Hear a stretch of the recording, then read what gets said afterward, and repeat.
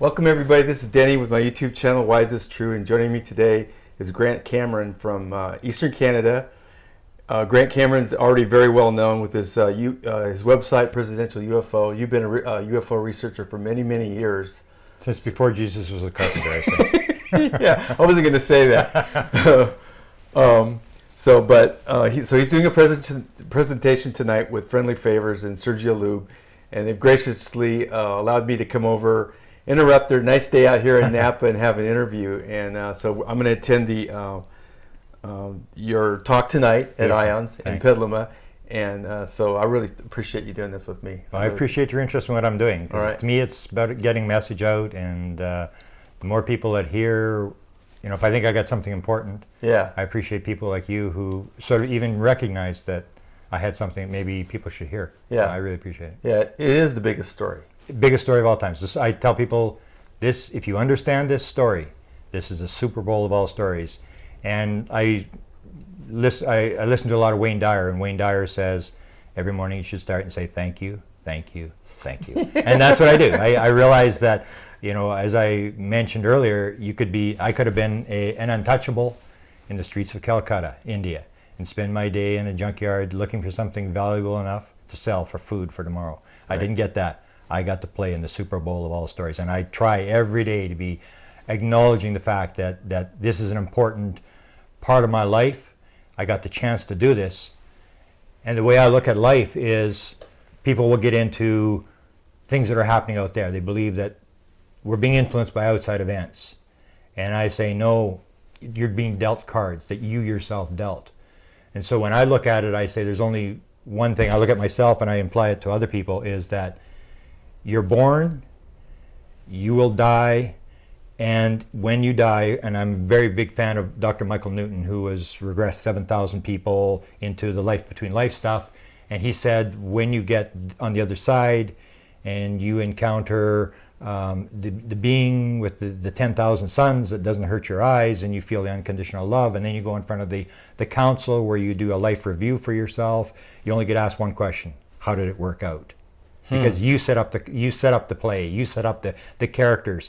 And so to me, it really doesn't matter what happens out there. It's the fact that I, for some reason, chose certain things in this life. And the only thing important to me, and I reflect it to other people, the only thing important in life is to figure out, why am I here?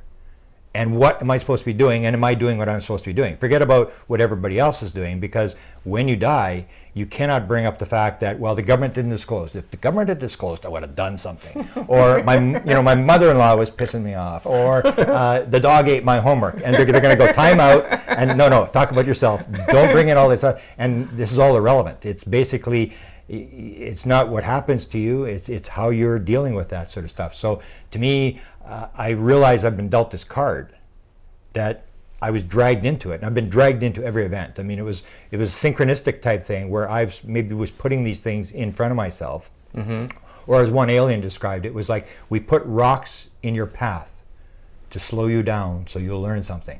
And so I've had these things where my initial involvement in ufology had nothing whatsoever to do. I had no interest whatsoever. I can absolutely assure you, I had no interest. I was interested in Edgar Cayce, who was a famous American psychic, and I was interested in near-death studies. I've always been fascinated with death.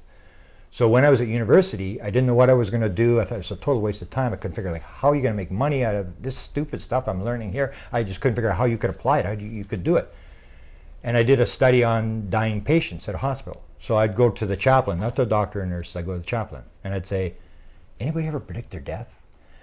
Anybody ever have people come to them just before they die and they say their father came or their mother came to take them over or whatever? Anybody ever have near-death experiences? And this is in the 70s. So this is when the first, 75 was when the first near-death book came out. So this is when this first started.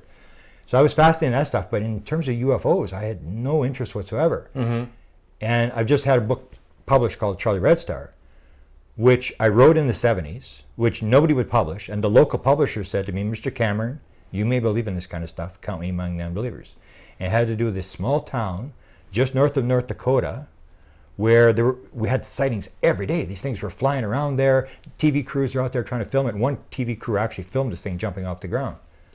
And I didn't go the first time I heard about it. I told my friend, I said, well, instead of driving around the city, Let's go see what everybody's looking at. I had no interest in UFOs. It was just Curiosity. Curiosity. Like, what are they looking at? And we didn't go. We didn't go for 3 months. And then this local TV station, who actually just interviewed me last week, and didn't realize that they had filmed this thing because it's like 30 years later, and they didn't pay the guy who took the film. So when he left the studio, he said, they never paid me, and he took the film. So they're looking for the film. They can't find the film, but this guy took it with him.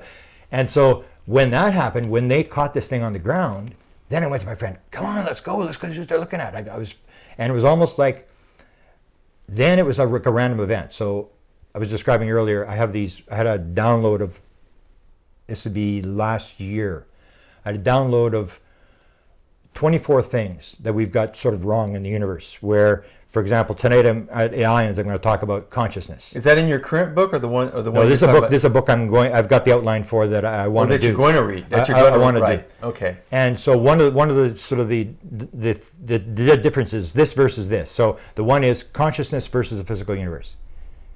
You either believe it's a physical universe or you believe it's conscious based before matter. And if you believe it's physical, you're in trouble. And we still believe it's physical, you'll always make the same mistakes. So until you get the basis, is it conscious or is it matter? So one of the things when it had the first sighting, one of the things is the universe random and meaningless, or is it understanding, conscious, and learning? And I would have believed before it was random. So in 75, I believe these were random events that happened. I just happened to go out there, and the thing just happened to fly in front of the car the first night, and this is all random event. But it wasn't until even this year that I suddenly discovered this wasn't random at all. This was probably this thing with pattern, because what happened was I wouldn't go out. Then this film takes place. But you know the story of the film. It was almost as if they did this. This was all done to get me to go out. And it sounds very egotistical and sounds pretty weird. No. But you take a look at what happened is they had this thing on the ground. They had the TV crew had gone out the night before. And it was a whole crew with camera and guys, and 4 or 5 guys. So they'd go back to the studio. And the assistant news producer said, enough of this nonsense. Nobody's going out. I'm not paying any more overtime for guys to go in. This is the stupidest story. You guys want to go, you can go on your own time. But these guys had seen it. They couldn't film it the night before. They'd seen it. And they couldn't film it. So all these guys said, well, we'll go out on our own time. They had no cameramen. So they took a camera editor from the room. Just a guy had edited, never shown one of these big TV cameras before in his life. This is 75 when they get these big, huge cameras. Yeah. So they haul this camera crew out there. And this thing's on the ground. And in Canada, we have what are called mile roads. So it's like a checkerboard pattern. So there's a road, and then a mile there's a road, and a mile there's a road, north and south, and east and west. So this thing's on a mile road. It appears to be on a mile road, and it's going up, and it's going down, it's glowing up, glowing, and you can see it's on the ground. So what they do is they send one car. There's about 10 people in this whole episode, and there's pilots, editors of newspapers, all these people from the TV station.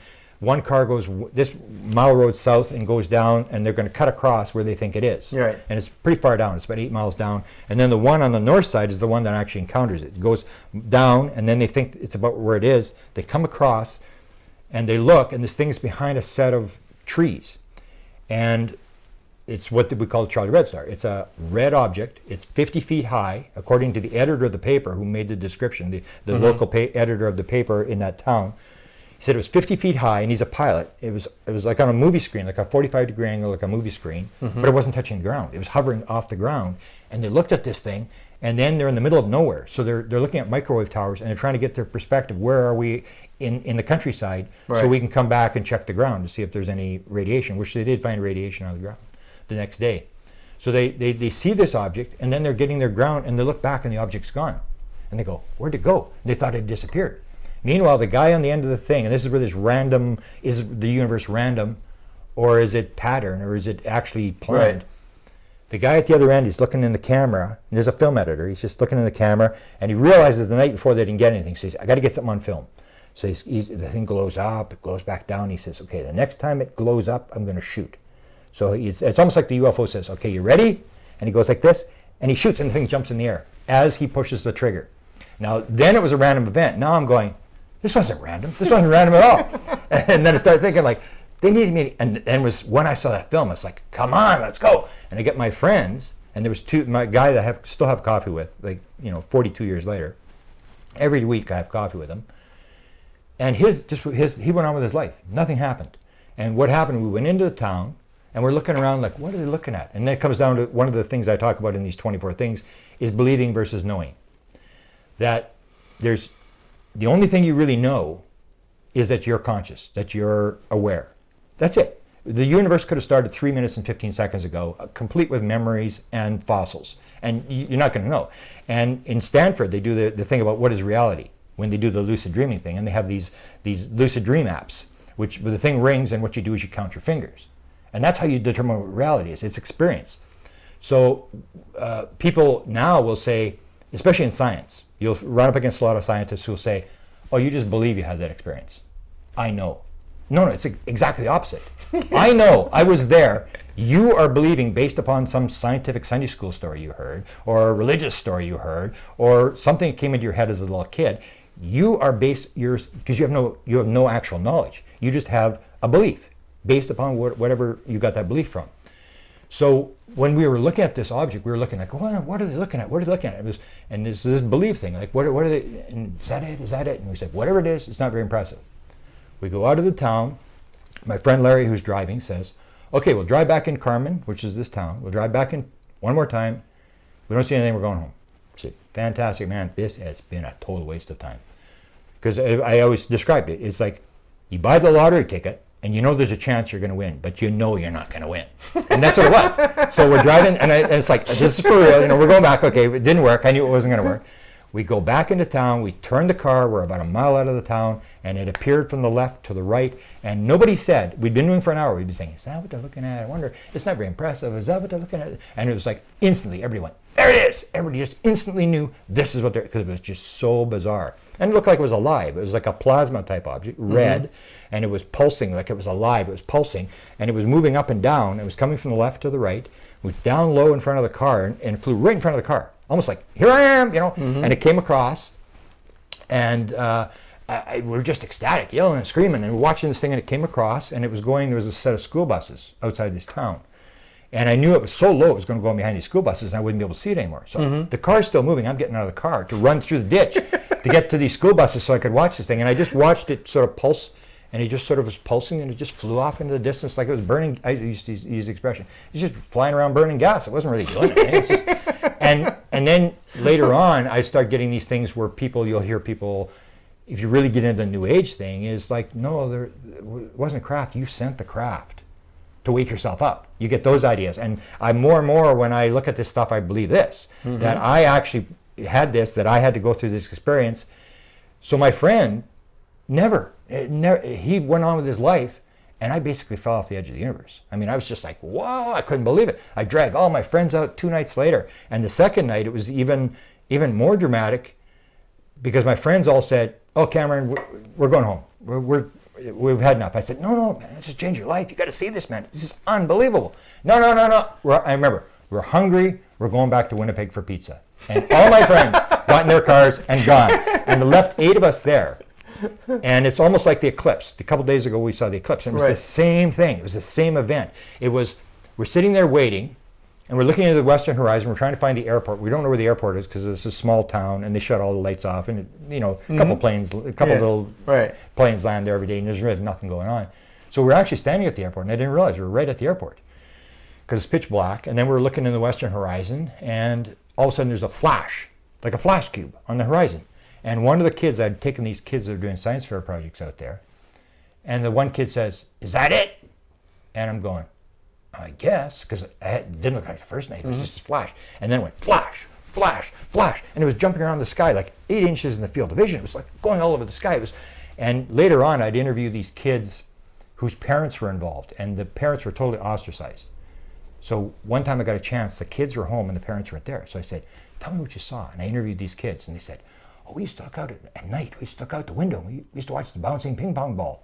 As soon as they said that, I know what they're talking about. It was this thing, it would bounce around the sky. But as it got closer, the flashes got closer together, and I can still remember when it finally came, there was our car, which had 4 people or 5 people, 4 people say. And then there was another car, it was a courier car. And there was 3 guys and a girl in the car, And I remember the guy this is when motor drives first came out on Nikon cameras, 1975. So I remember he had the camera, the girl was there, and this thing is jumping around the sky, and it was just like watching the eclipse. Like people screaming and yelling and applauding, and screaming, and this thing's coming and it's flashing, and the girl's going, I can't see it, she's crying, I can't see it, what's on me, and people are swearing, it's just like a football game, and I can remember I heard the camera, because I was watching this thing, and I could just hear on the side of it, I could hear this camera going, click, zzz, click, zzz, click, zzz, and he's just unloading the camera as fast as he can shoot as this thing's coming towards us. And as it got closer, then suddenly it reappeared as this red pulsing object, and it was coming right at us. I'm looking at this thing, and all I could think was like, man, that would be from another planet. I was like, whoa. And then it sort of made a turn, and it had a green glow on the back of it, and it sort of made a turn, and it started going towards the northwest side of the town. And these people jumped in the car. We're chasing it because they're going so slow. They took off after this thing. And so then I sort of fell down this rabbit hole where I decided, like, why is nobody interviewed? Because half the town had seen this thing. Everybody was seeing this thing. Nobody wanted to go on the record. Right. So I put all this stuff together, and I put the manuscript together, and I thought I'd solved it. You know, it was game over. I'd figured this thing out and stuff, and nobody was interested. And that's when I sort of gave up on sightings. I said, lights in the sky, this is a total waste of time. It's a nice story. People like to read the story. Yeah. But in terms of proving anything, I mean, what I saw, who knows, what it was. But that was the start for you on the whole UFO researching thing that you've been doing since 1975. Yeah. There's one thing I got to ask you before we get too far along. Yeah. You did an interview up in the motel room at a Toronto UFO conference lately. I think it might have been one of your most recent interviews. Yeah. And I guess they posted like 36 minutes of it. It was actually 90 minutes long. Yeah. And you were talking about Spielberg, J.J. Abrams, and you said Jacques Vallée and the interviewer interrupted you. And I was saying, oh God, I wish Grant could finish his sentence on that one. Okay, give me that again. Okay, so it was towards the end of the interview. Okay. And you were talking about the $2 billion that turned into $200 million because Bledsoe, Bledsoe pulled out, and so but they were going to have at least 100 episodes. Yeah. And you talked about Spielberg, J.J. Abrams, and then you said, and then Jacques Vallée, and then the interviewer interrupted you. Oh, okay. And I was like, oh man, I wanted to finish the sentence. Yeah. You know? Well, Jacques Vallée, what I had heard is that Jacques Vallée was involved in the project. Like I was hearing through Bledsoe, I was hearing all the people because Bledsoe was part of it. Right. So I was hearing names like John Alexander, Jacques Vallée, Diane Pasulka, who's the head of religion at the University of North Carolina. All these big names, people from Rice University, professors, all these people that were involved. And what I had said to Chris was, what are you doing with DeLong? I mean, because it's the whole evil alien, good alien thing. Right. And he's the antithesis of Greer. He's more like the Greer thing. I said, did the Shining Lady, because what Chris Bledsoe has is he has these guardians, and then the guardians take him to this like an angelic type figure. Right. They calls it's more of a has a more of a religious. Yeah, and he has a very religious thing. So I said, did the I call her the Shining Lady. Did the Shining Lady tell you there was evil aliens? And he said, no. And I said, well then what are you doing with DeLong? Because DeLong is simple. The Greys are evil. Right. And so then he and the military and he said, well, he's a smart guy and he's a good guy. And I said, I don't deny it. I mean, sure, he's a good guy, he's a smart guy, but you're in the wrong camp, man. He's going to twist your story, and that's what happened. Is he ended up pulling out. So I was hearing all these other names, and I'm thinking, well, why is Jacques Vallée in this camp as well? Because he's not into evil aliens. As far as the production of this media series or whatever, this TV series that's going to be. And what I'd heard was that Jacques Vallée was going to get $6 million, and they were going to data mine. That's Jacques Vallée, data mining the data, because what they were going to do on these TV shows is, I don't know if you ever saw UFO Cover Up Live in 1988. It was I say the CIA produced this documentary that was released. I actually learned about it from you. Yeah.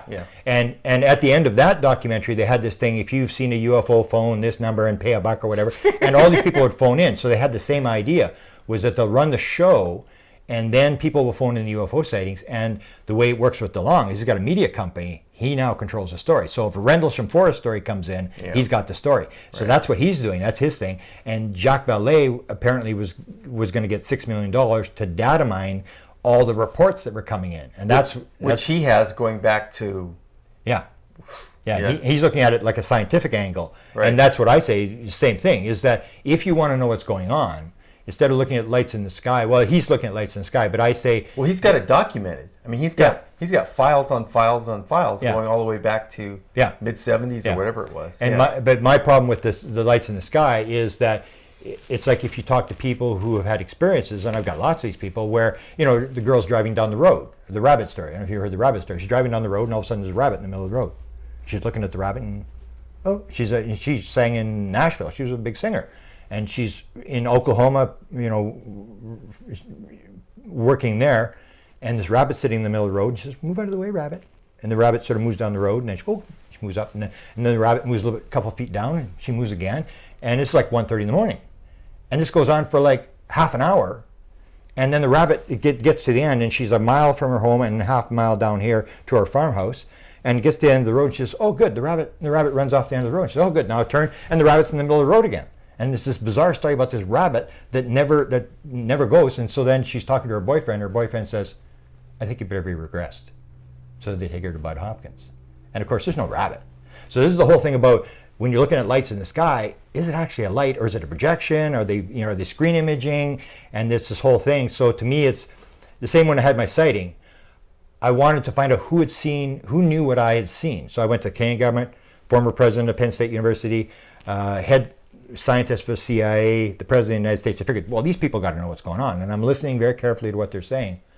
And when it comes to experiencers, even though you still have to weed through, is it a screen image? Are they getting the right stuff? It's the experiencers who are actually interacting with the actual intelligence behind the phenomena. That's the closest you can get to what's actually going on. And what happens in the UFO community is this knowing versus believing. I'm a scientist, I know, which is not true. You just believe you've had this experience. And it's like, yeah, it's all belief. You believe your crap, and these people believe their stuff. But if you put, as the Edgar Mitchell Foundation did, screen 4,000 people who answer 675 questions, that's the data you got to look at. And then you see these very, very direct patterns. Like 35% have near-death experiences. That's 7 times the national average. That means something. 14% have flown the craft. And I had my own download experience with consciousness, and they put me in contact in Phoenix with a woman. This is 2013. This is before as I said, I got dragged into all this stuff. I have no idea that there's this thing where people fly the crafts, you use your mind and stuff like that, and the craft is alive and stuff. I had no idea. This woman's telling me, she's an older lady, she's in her 70s. They say, you know, do you want to talk to Pam? And I thought, well, I must agree to talk to Pam. And they bring this woman to this house, and it's all very secret and clandestine and whatever. And she says, what did Stacy say about me? I said, I don't know, I'm just supposed to talk to you. That's good. She comes in, she starts telling me about remote viewing, and she's an experiencer, and she was in a diaper in the middle of a field with a kid, you know, and how it all started and stuff like that. And then she said, and I'm listening, and you've been in the field, you're listening, and it's like weird stories, and nothing you really do about it. And then she said, oh, and I was flying the craft last night. And I went, you what? She said, I was flying the craft. I said, you're flying the flying saucer? And she said, yeah, I've flown 3 different models. And of course, what are you going to say? Like, well, how do you fly a craft? And then she said, well, you do it with your mind. And as soon as she said that, it's like, oh, this is why they set me up with this woman. So you're doing it with your mind. And then it was almost like, again, it was like the synchronicity thing where suddenly all these people were coming forward and they would say, oh, I'm flying the craft. And I go, hang on, let me ask you a question. How do you fly a craft? 36 people, either finding it in documented material or people that I talked to, nobody said anything different. Everybody said the same thing. They say, oh, you use your mind. You become one with the craft, like Chris Bledsoe, you put your hand on this pad, and suddenly everything starts to change, and you feel the craft, so that when the craft is around now, he actually knows it's there, because he's been one with the craft. He knows it's here somewhere, I can feel it, because he's actually interacted with the craft. And when Chris Bledsoe told me he'd flown the craft, I said, hang on, you flew? I couldn't believe it, because I'd known him for years, and I had some pretty bizarre experiences with him. And I knew he's a real legitimate experiencer who's, in contact with the president, absolutely sure he's in contact with the president, the former president, maybe not this one. High-level CIA people are watching him, high-level NASA people, because he's got this high level of contact. And they're trying to figure out, because you can't control the phenomena. That's what the CIA says. We can't control the phenomena, so we watch the people who the phenomena affects. That's all we can really do. So he's being watched. So when he said, I've flown the craft, I went, you've flown the craft? I said, stop right there. I don't want to hear anything more. I'm going to phone you up on Skype, and I'm going to interview. And I want you to start from the beginning, go to the end, tell me exactly. And so for 5 minutes, he described exactly how it worked. So then I go to, and so to me this is the important stuff. You've got these people who are repeating this pattern where you can actually learn something, this whole mind thing, and the fact that this is how the craft is flown, even going back to music. I got dragged, Chris Bledsoe dragged me down the music road, where he said, I've got a message from the Guardians, and they say the message is in the music. And it's like, well, you're talking to the wrong guy. Because, I mean, I've never listened to music, and I don't play music, and I couldn't care less. And then he said, they drag you down. It's like, oh, well, Neil Young. Neil Young is one of the songs after the Gold Rush. Well, at first they said Kashmir, Led Zeppelin, okay, whatever. And then he says, after the Gold Rush by Neil Young. And I went, Neil Young? Really? Neil Young? And he said, yeah. He grew up in my city. It's like Winnipeg, where I come from, has a lot of big, famous bands. The Crash Test Dummies, the Guess Who, Bachman Turner Overdrive, Neil Young. All these big people came out of the city. So I go, Neil Young? And then I go, I got to find this. So I look, and I get dragged down the rabbit hole. And suddenly I realize there's all these musicians who are experiencers, and they're writing songs about UFOs, and it's like not coincidence, because like at one time I thought they had everybody. I thought they got every single musician, because you start looking. So when it comes to this flying the craft, one of the experiencers that was Cat Stevens. And so you go back to Cat Stevens, he wrote 2 songs. He clearly says, before he became Muslim, he clearly says he was abducted off a rooftop in London, and he talks about it, and he says, it wasn't a dream, I know it wasn't a dream, whatever. So he writes 2 songs, one's called Longer Boats, and one is called Freezing Steel. And the lyrics of Freezing Steel say, I was on the ship of freezing steel, the ship without the guiding wheel. I used to have the album. Yeah, and that's the thing. So he, even in 72 when he wrote this, or 68, 72 I think it was, he's saying there's no steering wheel. And he's confirming this fact that it's consciousness. So that was to me as I started looking, and that's why I said, like, forget the UFO sightings. They may tell you some stuff. They tell you there's something actually going on. But in terms of the screen imaging, I know there's so much of this screen imaging thing where they can actually project what they want you to see, or I'm starting to really believe now that the experiencer actually manifests that you may see the being based upon what you're vibrating. That if you vibrate a certain thing, you will attract a certain type of being. And so these are the things that I thought were very important.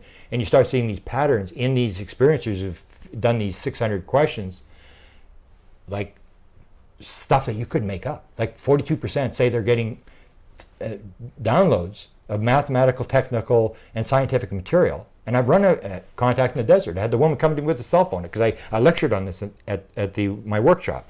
And there's a bunch of people, and they got these downloads, and the girl comes up and says, look at this. She's got her cell phone. I go, oh, cool, cool. And I'm looking, it's just mathematical formulas and whatever. And I said, oh, you wrote that? She said, yeah, I wrote that. And she says, I'm a secretary. I don't know anything about science. And I go, really? I say, and I always make the same mistake. I give her my business card and I say, can you contact me? Promise me you'll contact me. And of course, she doesn't contact me. But she had this bizarre download thing, or the one that I say nobody can make up. Because nobody would ever make up is 40% of all experiencers during their experience say, at one point during the experience, they knew the answer to everything in the universe. Wow. And that's a crazy stuff. About the patterns that you find when you start putting together 4,000 experiencers who answer 600 questions. Okay. And some of the stuff that there's no way you could make up. And the one that sort of blows me away is 40% of all experiencers say at some point during their experience, they knew the answer to everything in the universe. That's not something you're going to make up. I mean, no way. And so I always say, like, when someone says that, it's like, well, how do you know there was something on the far side of the universe, number 7, 8, and 9, that they didn't tell you about? Mm-hmm. And they'll say the same thing, because I had the download experience, and I'm getting more of these download experiences, and they come with absolute certainty. And they'll say that. They'll say, I really don't know. I just know for sure. Yeah. And it's that thing. And I had that knowing, and when I had my download experience in 2012, when I tell people, I say the hardest part to explain to you that you're not going to understand, forget about what happened in the download, it's the fact that it's absolutely, I knew for a fact. I didn't have to check it, I don't have to look at it, I know for a fact it's true. And I wrote a book called Inspired where I talk about this, but when you experience it, you actually know what the real meaning of that is. Where the guy that invented the laser, the guy that invented the hologram, all these guys who got these downloads are sitting on a park bench watching someone play tennis, and suddenly it hits in their mind. They will always describe this absolute certainty. Or the one where I show a video of Richard Feynman, who won the Nobel Prize, who is a very famous considered one of the smartest physicists of the 20th century. Him and Fred Hoyle walking on this road, and they're talking about the moment of discovery, and they're saying, "Do you remember what it was like? Oh, wow!" And then Feynman saying, "Oh, hang on, I remember the color of the paper, where I was sitting," and it was something to do with helium, I think, some invention he'd done with helium. And he said, "It just came," and then he said, "I thought, oh, it was so very simple, I could just do this again." And then he said, "I'd be on a beach, and I'd go tap, tap, tap, and nothing would happen." And he said, "I could never reproduce it." And that's the whole thing. It's some sort of state of mind. It's like a religious epiphany kind of. Yeah, where you sort of and that's where I say with the experiences, that's why I say it's important, is whether you use psychedelics, meditation, brain injury, whatever it is, right. Something pops you out. And what I say in my book, Inspired, is it's the left brain. You have to shut down the ego. Right. Joe McMoneagle says, how does remote viewing work? You're the top guy. How does it work? You got to shut down the ego. You got to shut that down, and you sort of get the password, you log on, and you're suddenly on the other side, and you're on the internet, and you can download the stuff. And these 40% of people were on the other side. They were in touch with higher consciousness, or whatever you want to call it. They're linked in, and then when they're coming back, they're going to say, "I'm going to remember this. I'm going to remember this." And it's like when you have a dream where it's like water going down a toilet. It's like, "Oh no!" And you can see it going down, and that's the thing. So, but these people remember that they knew the answer to everything in the universe. Right. So that to me is an important part, where if we can learn to do this, you can hack the computer. And that was there's a guy named Martini who did research on Michael Newton. And that's what he talked about. So, but he's using near-death experiencer people, where he'll ask them. Martini uses this, where he taps into people who are on the other side, and then what he'll say to them is, and he calls it hacking the computer, is he'll say to them, "Okay, if you're talking to the higher side or whatever," and he says, "How would you purify water? Give me how would you do it?" And then he says, "I asked 20 people." And you're going to start getting a pattern of answers of how to do this. And why would you not do it? And that's where I say with experiencers that the vast majority of the UFO community is still in the thing where, well, we know we're going to analyze, we're going to measure it and stuff, and these people just believe, and they completely miss in the boat that these are the people you got to talk to, because they have actually tapped into the answer, and it's going to be belief. And you may say some of them are going to be making it up, but if you get enough of them, you start seeing these patterns, and that starts to tell you what's actually going on. That's one of the things I liked about what Jacques Vallée was doing so long ago. Yeah.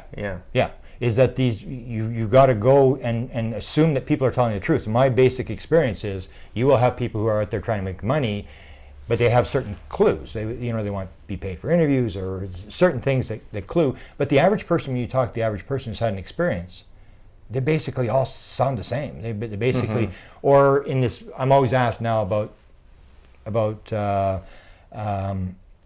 good and all these stories that are coming out now. The SSP group. And what I say is, they don't sound like experiencers. I know what an experiencer sounds like. An experiencer goes like this. I had this dream last night, and there was this image, and I can't figure out what it was. And I remember in 2007, like Chris Butzo, I remember that event, and then I don't remember anything for 5 years, and it's like these little bits and pieces, like little flashes. Right. That's how an experiencer experiences it. They're trying to put it together. They're trying to figure out, how does this all fit together? There's no experiencers who say, "Oh, they only took me for a ride on a spaceship, and we went here, we did this." That doesn't sound like an experiencer. So that's where I sort of separate them and say, just look at these experiencers who have this sort of pattern, and when you see the pattern, it basically tells you that this is much more, it's going to be much less physical than people think it is. It's going to be much more spiritual than people think it is. And that's the message they're basically putting out. And you'll have the variation on the different types of aliens they see. And that comes down to the disclosure thing, that there's one of the people, I say there's 6 teams who are trying to disclose. Right. One of the guys who's running one of the operations is a guy named Jim Semivan. And Jim Semivan is a briefer. He was a briefer for the President of the United States up until 2008. He was a senior CIA guy. But if you have experiencers in the field, 10% of people who've had experiences, it's simple to cross that and say 10% of high-level officials are having experiences as well. And Jim Semivan was one of them. And I had a friend who was friends with Jim Semivan. That's how I found out about him. And he told me Jim Semivan had an experience in 1990 with his wife in his bedroom. The beings were in his bedroom. He's briefing the president. His wife is bleeding. There's one of these things with the babies or whatever's going on there. And so he goes to Ron Pandolfi, who's also rumored to be the guy that briefed Trump, the head guy for the UFO thing. The story I was told is Semivan went to him and he said, I had this experience last night. I need to know what's going on. And Pandolfi says to him, you don't have a need to know. Now, Pandolfi's denied this. We put the question to him and it's garbage. So he said, I don't have a need to know. You go get your boss's boss and you bring your boss's boss in here and we'll see who doesn't have a need to know. So I guess they brought somebody in to talk to him. And the guy said, give you advice, Jim. Pretend this is a one-off. Pretend it only happened one time, because this will ruin your career. Just pretend it didn't happen. Just go along with it and leave it. And what happens is he retires in 2008, and then they brief him. He gets the briefing after he retires, and that's where I talk about the white world and the black world.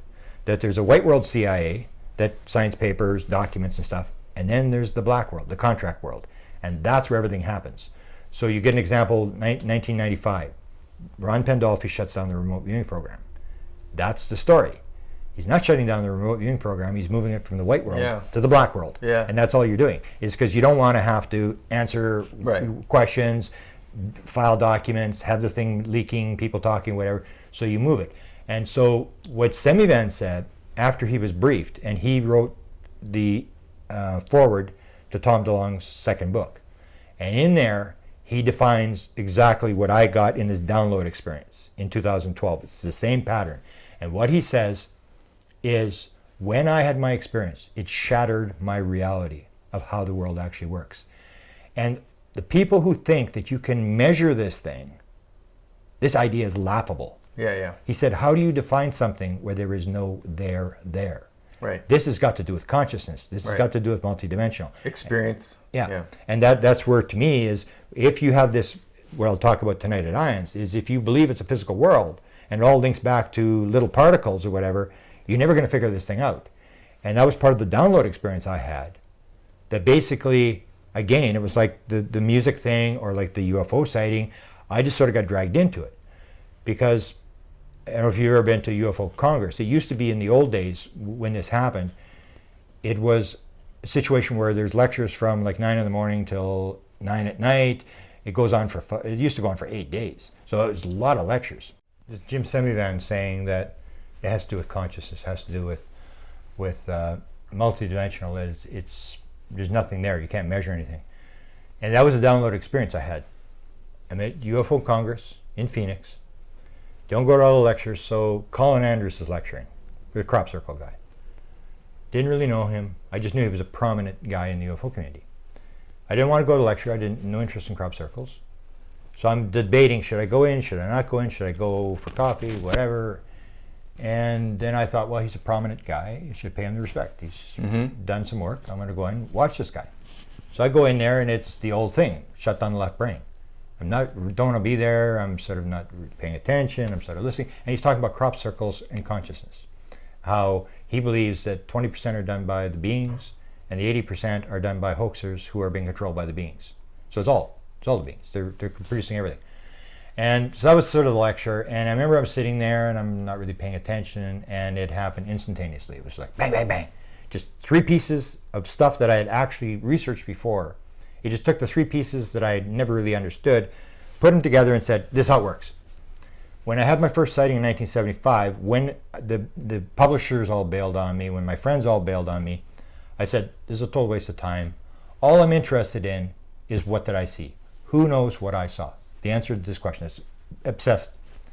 And what this basically said is, this is the answer to your question in 1975. This is how it works. And it was 3 items.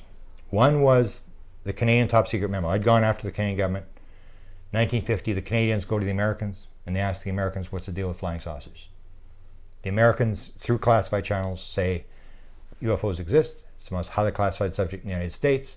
There's a small group headed by Dr. Vannevar Bush who's running it, and this subject is of tremendous significance to the Americans.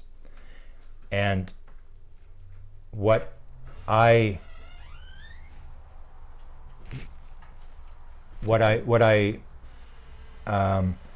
popped into my head during this download experience was the very next line in the document. And the very next line in the document said, And we were also told by American officials that other things might be associated with the flying saucers, such as mental phenomena. And the Americans aren't doing very well because they've said to us, if we're working on the problem, they're willing to exchange credentials and talk to us. So this popped into my head, and it's like, oh. And then the second thing was, we were chasing around the former president of Penn State University, who I absolutely believe knew something. And at one point, we were asking him about the MJ-12, the control group. And he kept saying, I can't talk about this. I don't want to talk about the subject. You're up against the windmills. Unless you have the mind of Einstein, you're wasting your time. Go study something else. And he basically didn't say it was classified. He said, I can't talk about this. Yeah. Talk about something else. So we asked him about the control group, and it was at that point, and this popped into my head next. He said, when asked about the control group, so what do you know about ESP? And the guy who was interviewing him didn't have the answer, so he said, well, I really don't know. And then Walker said, look, unless you understand about ESP and how it works, you will not be taken in by the control group. Very few people understand that. So when the download happened, it was like, oh, that's what he was talking about. It was like, it all just made sense. And the third thing was a interview that, Ben Rich was giving this lecture at UCLA, 1993. He shows the UFO slide at the end, says we now got technology to take ET home. Everybody laughs. Yeah. People start asking questions. Jan Hartson and Keller, another researcher, are in the room, and there's a third one that was in there. Was actually 3 researchers in the room when this happened. And so Jan Hartson is an experiencer. He had this experience in his backyard, 9 years old, with his brother, and the saucer is like 30 feet away and whatever, and he becomes obsessed. He's got to build a flying saucer. His whole life he wants to be an electrical engineer, so he realizes this is his chance. I mean, this is Ben Rich. So he answers the questions and he says, we've discovered the mistake in the equation, which I think is the consciousness thing. We've discovered the mistake in the equation. We've discovered we made a mistake. We're on the wrong train type thing. Right. And so Jan sees him heading for the door, and he says, I got to talk to him. So he runs up to him and he says, Ben, I've been obsessed with this subject my whole life. I need to know. How do they get here? How does the propulsion system work? And Ben turns around, this is 1993. The Walker statement was 1991. And he says exactly, to the word, what Walker said. Let me ask you a question. What do you know about ESP? And John Hartson's going, I didn't expect a question. So he said, it means everything in time and space is connected? And he said, that's how it works. Gets in his car and drives away.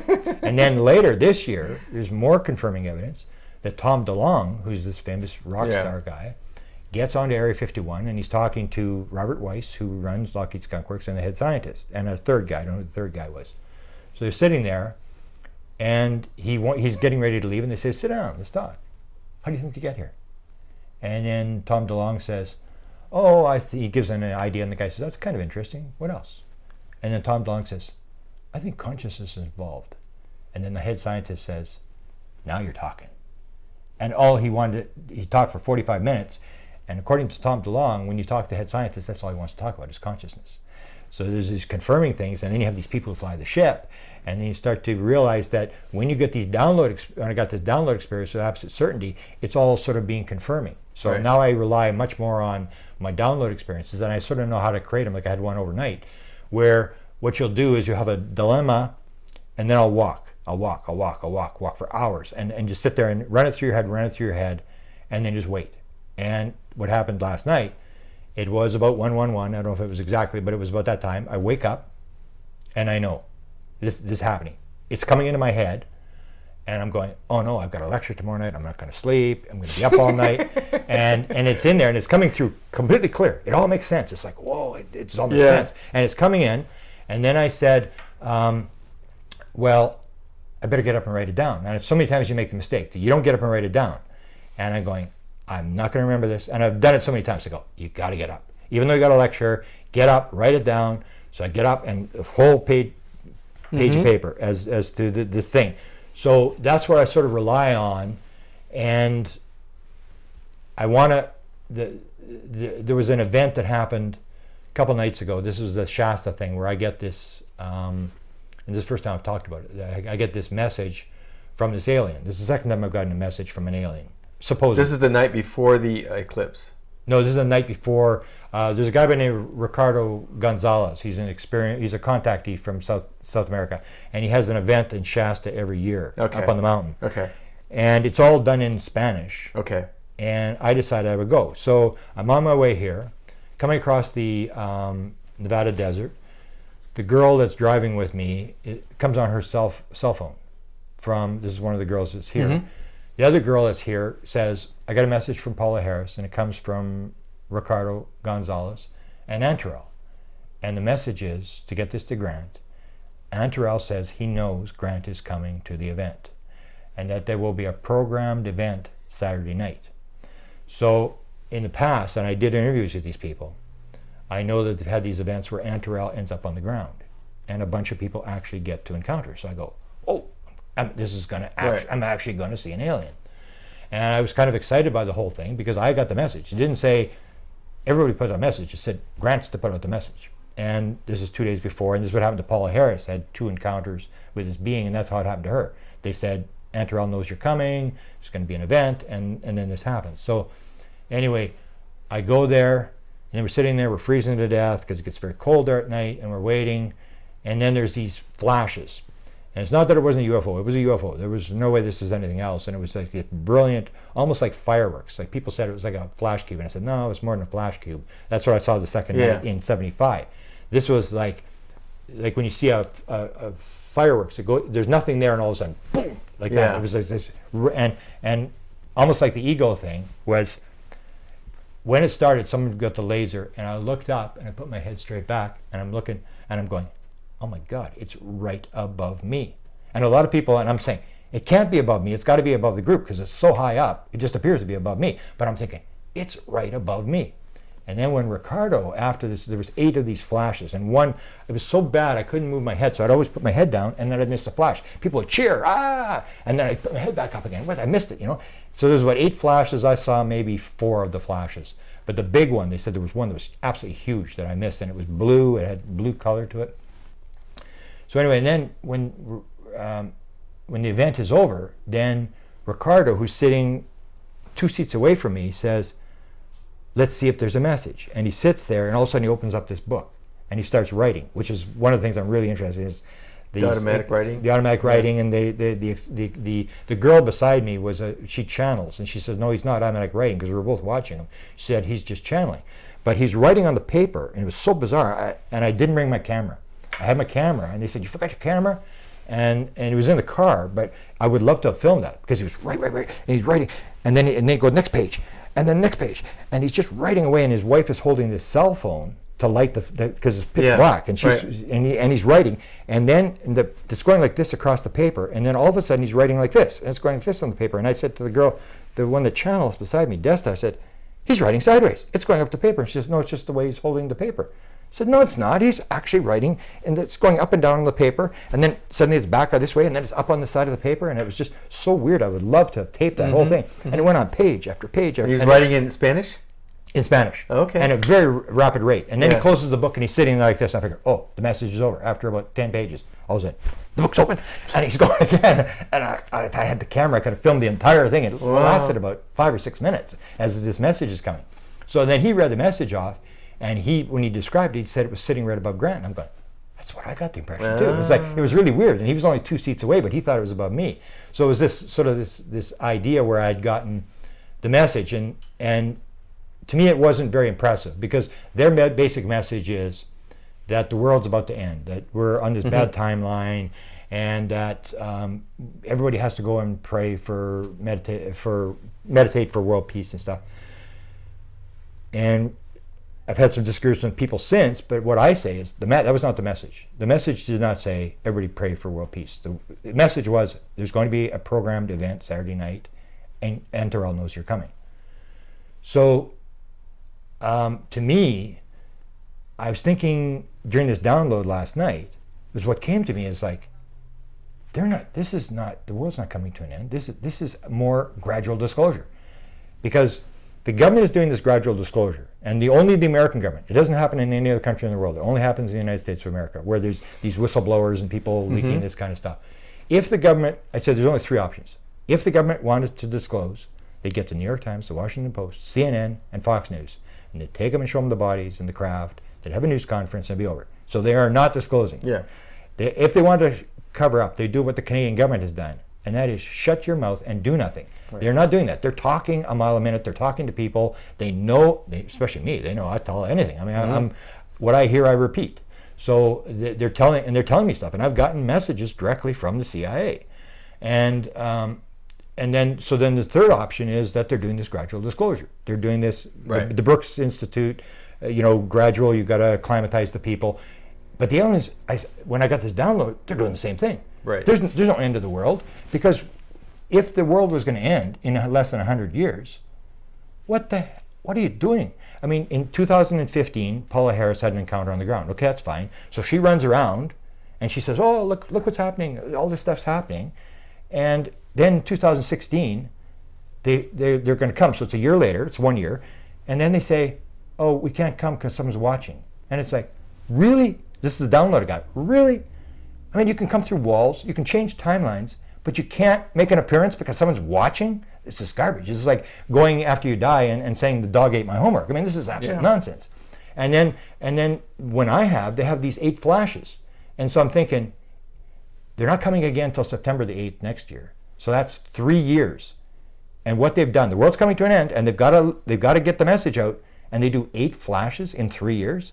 It's like, no, this is gradual disclosure. This is very small breadcrumbs. It's not just breadcrumbs, it's very small bread, and they're trying to motivate me.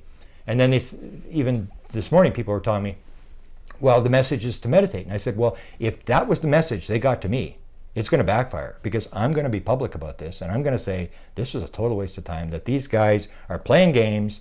And I had the experience with Chris Bledsoe, the same thing, where I challenged the aliens. Now, maybe I'll have an experience later on, because that's what happened with Chris Bledsoe. Right. I had this very dramatic experience, and Chris Bledsoe is this very famous contactee who I got to know. In fact, the download experience when I had in 2012, I maintained it was the same day, because I talked to him just after that.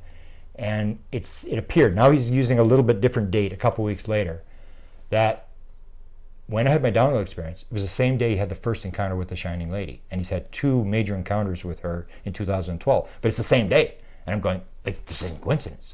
And Ray Hernandez, if you know the guy who runs the free Edgar Mitchell thing with the a week after that is his first encounter, where the dog gets healed. His dog gets healed. His wife thinks she's talking to God, and she's praying, and this thing appears in the living room, and then suddenly the 16-year-old dog is paralyzed, and they're going to put it down, and suddenly it's running around like a little puppy and stuff like that. So these all happen at the same time. So then you see this thing, like, this is not random.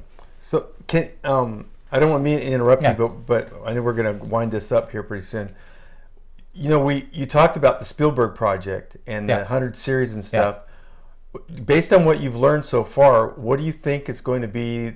What is the proselytizing? Well, what's you're talking in terms of Tom DeLonge? No, I'm talking about this series that they're going to put out. The right? Tom DeLonge series. Yeah. Okay. So that's how you're characterizing it, as a Tom DeLonge series. It's under To the Stars, which is his media corporation. So what he's done is he's just grabbed a bunch of stories, and he's going to. So what are they going to try to promote in terms of the take-home message from this whole series? Well, they're going to do the Tompkins thing. They're going to do his encounter with the government. Then they're going to do. So it's just more of a high-end elaboration on this whole soft disclosure. Thing. Yeah. They're going to manage the. He's got some of the big stories, and Chris Bledsoe was one of the stories, because Jim Semivan, who's an experiencer, went to Tom DeLonge. Tom DeLonge's not interested in experiencers because it's spiritual type stuff. There's angels and there's all this kind of stuff, and he's not going down that road. They're evil aliens. We got to use nuclear weapons. We got to get rid of these guys. So you don't think that's going to be the message? Oh, it's going to be evil aliens. Oh, it absolutely. is. Oh, absolutely. Right. Tom DeLonge is absolutely evil aliens. And so what happened is Jim Semivan has an experience. So he's interested in experiencers. And he goes and he knows Chris Bledsoe. And he can't talk to Chris Bledsoe until after he retires. He gets briefed. He goes to Chris Bledsoe. He says, I'm from the CIA. I know the president. And I think he introduces him to the president.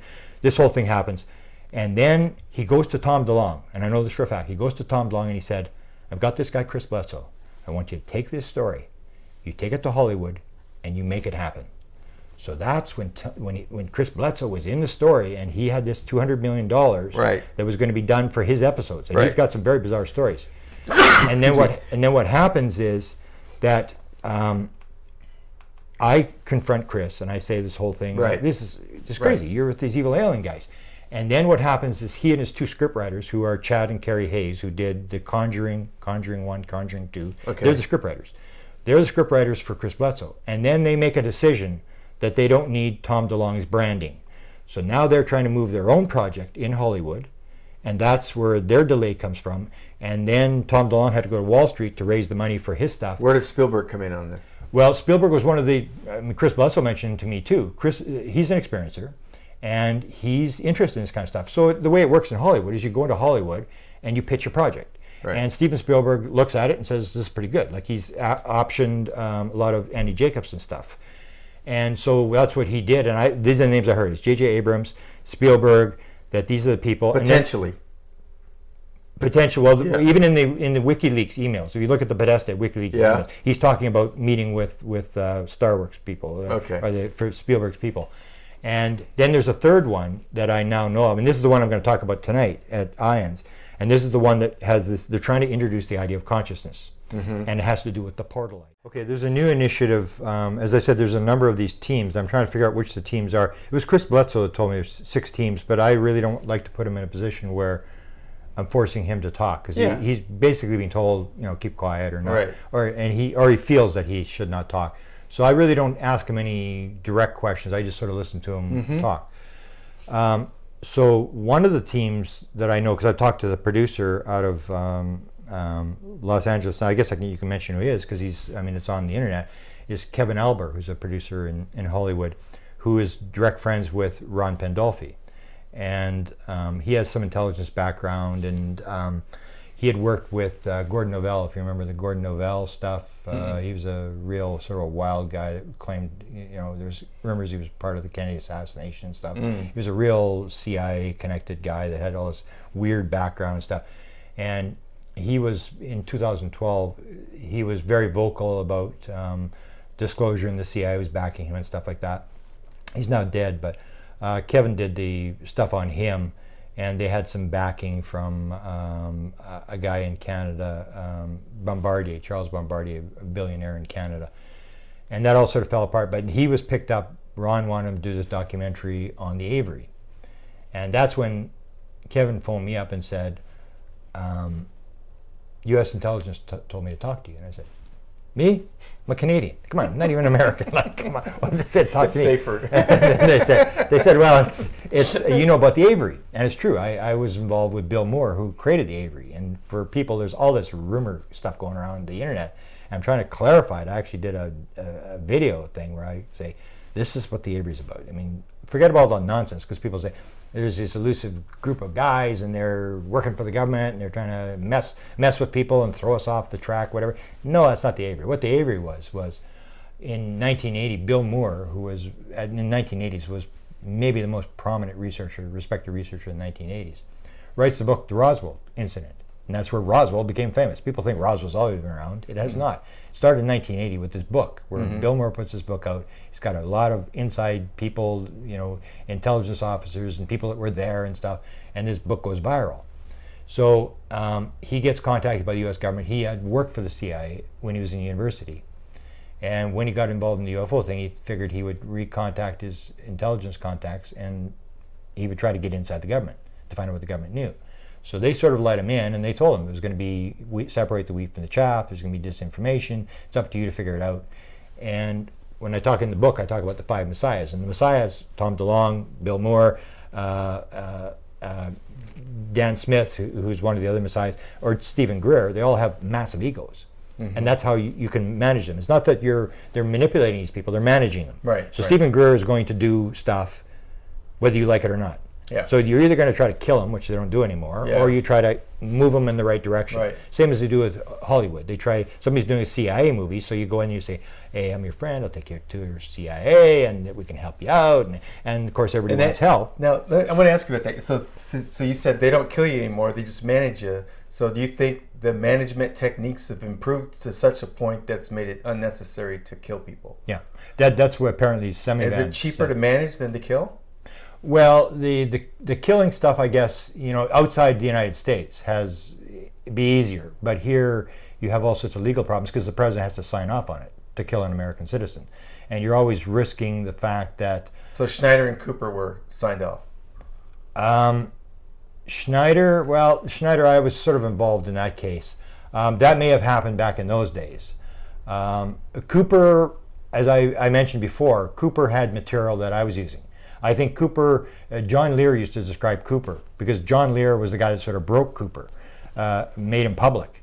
And so Cooper had some UFO stuff, and John Lear called it UFO sickness.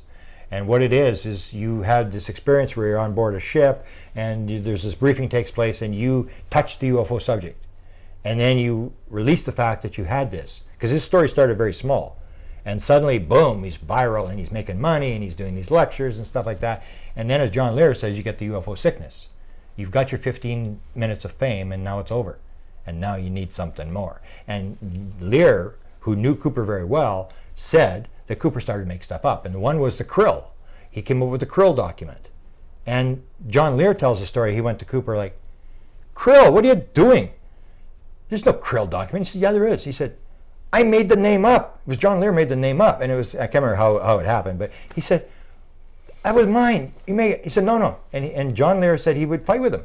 And he said, no, I got that in the briefing. And John's going, he's gone, he's lost it. He's basically making stuff up. So even John, who had a lot of weird ideas, cut with Bill Cooper. But back to my question though was that there seems to be a change in policy, if you will, around this. If they did those two guys, if they did Schneider and Cooper, I don't really know if they did Schneider and Cooper. Yeah, I don't either. I'm just. But that's what Semivan. What Semivan said is to one experiencer, he said, if we wanted you dead, you would have been dead 10 years ago. Yeah. We don't do that kind of stuff anymore. So in the UFO community, you have a lot of these stories about people being killed. There's one now with Wilcox, that his brakes were tampered with. And I always tell the story of Bob Lazar at Area 51. Bob Lazar is allowed on the site. And if you hear my story, George Knapp said I had the best version of Area 51, that he was set up. They wanted him to go get the material. They knew he was leaking it to John Lear. They knew connection. So he tells a story about being shot at on the freeway.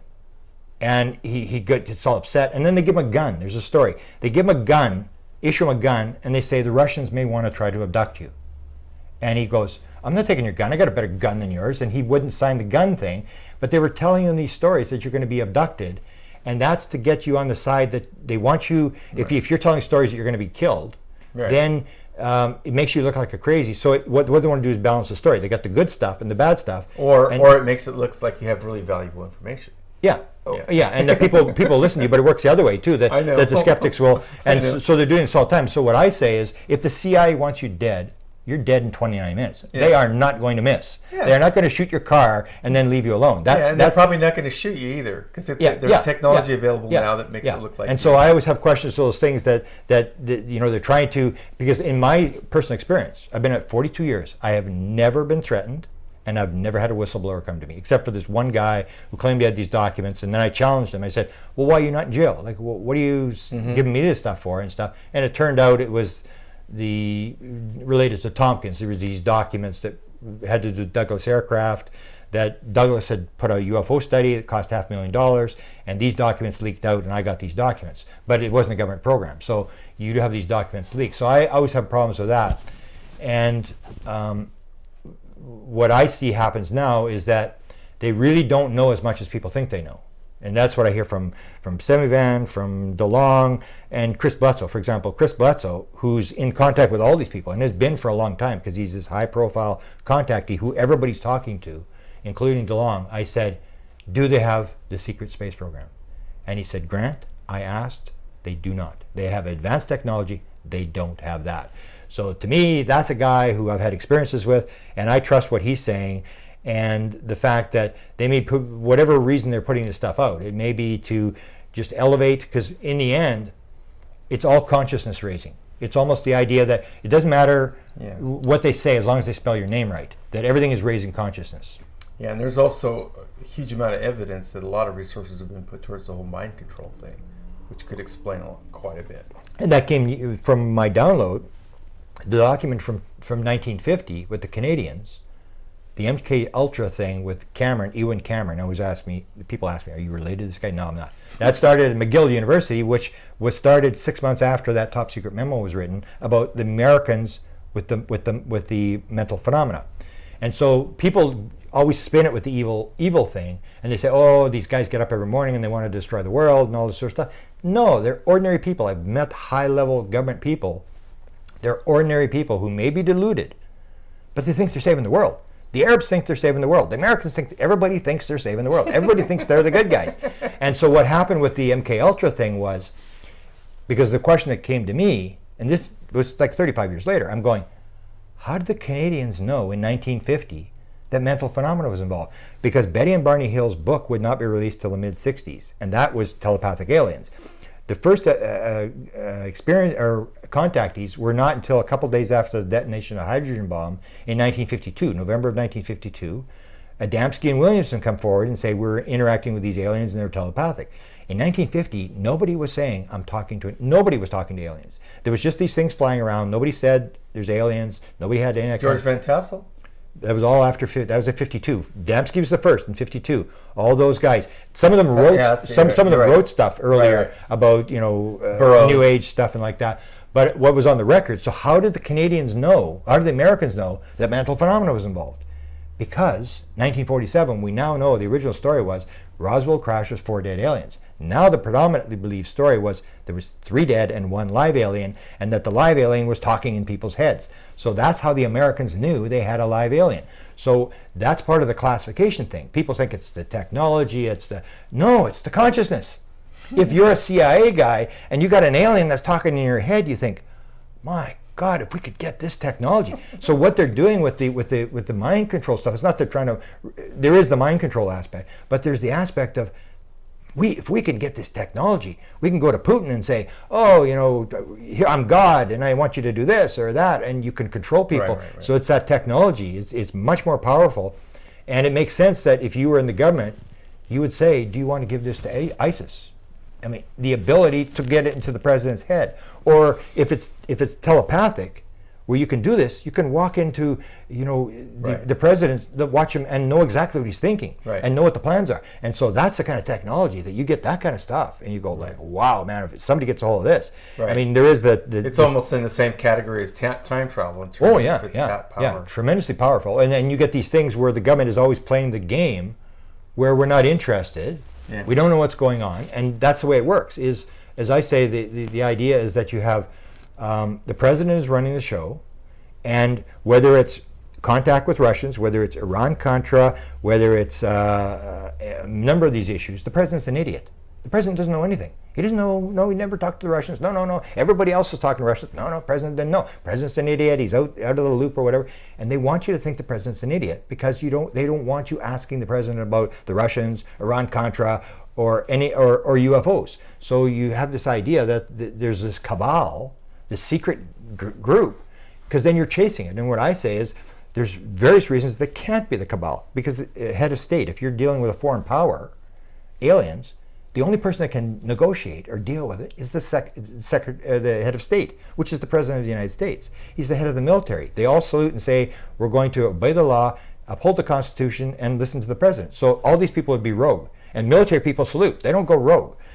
All 17 intelligence agencies that we know of, there may be more, actually all they do is report to the president of the United States. So you have all these funnels, and the most important one is that, or he's a chief executive of the government, he's a CEO of the government. So if the government's covering up, he's in charge of that too. But the most important aspect of the whole thing is that people think that secrecy is by law. It's not by law. It's by executive order. It was started in 1942 by President Roosevelt, who set up secret and confidential. Truman added secret. Clinton added all the contractor codes on the stuff. It's all done by president. It's all done by executive order. All of it. So all the secrets are going through the office of the president of the United States. So the president knows, but they want you down some dark alley. Right. Because you're never going to find the answer. If you know it's the president, then everybody starts asking the president what's going on. Right. And then the cover-up all falls apart. So that they have this plausible deniability, which they use with intelligence. Right. And the key guy that I talk about, is Dr. Ronald Pandolfi. And he's an ordinary guy. He's just an ordinary guy who's his uncle gave him some material when he was a little kid, and he was fascinated. And it was like some related UFO type stuff or whatever. And so when he graduated with a degree, he was at the CIA, he was put into the Reagan administration, 1983, and he's been running the UFO thing ever since. And he's an ordinary guy. He's just into this kind of stuff. And he works by plausible deniability. It's the same thing as the president. It's the same pattern. Right. So what he does, he leaks it to a guy by the name of Dan Smith. In 1991, the first communication. Dan Smith is a very sort of wealthy guy. His father was a big guy in the Eisenhower administration. And he said he's had a conversation with Ron Pandolfi almost every day for 26 years. He's his best man for his second wedding, godfather to his child. And he's like me. He just repeats what he hears. So Ron will talk. And Dan says, my radar has to be on. He'll be talking. He'll only say it one time when he wants to leak something. He says it. And then he says, okay, did you say this? Never told you that. I go to him, like when the story was that he briefed Trump, Steve Bassett found out. Steve Bassett phones up Ron Pandolfi, said, did you brief Trump? Never briefed him. Dan Smith's lying. And you have this plausible deniability. So Dan Smith says, I've talked to him every day for 26 years. He will deny everything he ever said to me in 26 years. And that's the way it works. So you put it out, but you're not allowed to do his emails. Dan Smith got in trouble because he produced one of Pandolfi's emails. Had nothing to do with UFOs. Right. But suddenly he's in the doghouse. Right. Because that's the way it works. You don't tape him, you don't produce his emails, but you can say anything you want. So the same with me. I talked about Ron Pandolfi in about 3 books. Right. And we can go back to him and ask him. And he'll say no. Yeah. In fact, he did say on one point, he says, Grant, like Dan Smith, makes up stuff. and that's the way it works. It's plausible deniability. So that's how they're leaking the story out. And it makes sense when you look at all the things that can go wrong, that's exactly, if you were, and I say, if I were to give you the briefing, the 64 reasons why they've decided not to cover up, you do exactly the same thing. And that's what's in your most recent book. Yeah. And it's called Managing Magic. Yeah. Okay. The UFO's disclosure plan. And I say it's a gradual disclosure thing. 14 administrations have all dealt with it, 7 Republicans, 7 Democrats, and they've all done exactly the same thing because they actually believe what they're doing is right. And I say, if you realize this is a real kettle of fish. I mean, one of the CIA guys before Ron Pandolfi who ran it was a guy by the name of Kit Green, and he was given an interview. He's pretty open. And he said, what would you do if you had to deal with this subject? It's fine to sit on the outside, but if you had to deal with this stuff, what are you going to do? Right. Well, what you do, he says, you put out memes about evil reptilians eating your kids and all this kind of stuff. And you get all these stories out. And then if it happens, it's what they call the core story. Right. And it was actually done at a Denny's restaurant in 1987. Kit Green, Jacques Vallée, who ran the remote viewing program, and Jacques Vallée sat down. And you said Jacques Vallée twice. Jacques Vallée, Kit Green, and Hal Puthoff. Hal Puthoff. Okay. Hal Puthoff ran the remote viewing program for the CIA in the 1970s. Right. So they sat down and they say, what do we know for sure about the UFO subject? Yeah. And they came to the determination that we've been visited, there's been a crash, and there's been some back engineering, which hasn't gone very well. That's it. That's the core story. So Kit Green always talks about the core story. This is the core story. And so if he believes that when it breaks, it'll be the core story. So people will go, what? You mean the reptilians aren't eating our kids? And they go, no, they're just visitors, from someplace else. And you go, oh, what's the big deal then? So they're doing this acclimatization thing where they rivet it up, and then when it breaks, it's a lower story. And Kit Green said this he did it in a book called The Mirage Men. And this is a guy at Pilkington out of Great Britain who believed it was all counterintelligence. It's all garbage. There's no truth to this at all. And he interviews Kit Green, and if you read the book, when he does the interview with Kit Green, he says the hair standing up on the back of his neck. He's going, and this guy's like, he's a physiologist who worked for the CIA. He's still under contract for the CIA. Clearly says he's still under contract. And he said, I can't believe this guy's saying this. He said, I couldn't believe it. He said, it's for real. Don't throw the baby out with the bathwater. Right. There's classified material in the material that's being leaked. Right. And so he basically confirmed that sort of stuff, and it would make sense that that's how they're doing it. So that's the book I put out. Right. And what I say is there's 6 teams out there that are basically doing it. There's Ron Pandolfi, who's doing this documentary on the portals, which is very important because the portal thing moves away from the secret space program. Secret space program is still nuts and bolts. We got these big crafts. We got her going at the speed of light or whatever we do, and away we go. But the portal is we move through, and people who describe Chris Bledsoe, for example, his first sighting, there's 2 objects in the sky. He's looking, and he said it was like the sky ripped open and a 3rd object came out. Right. And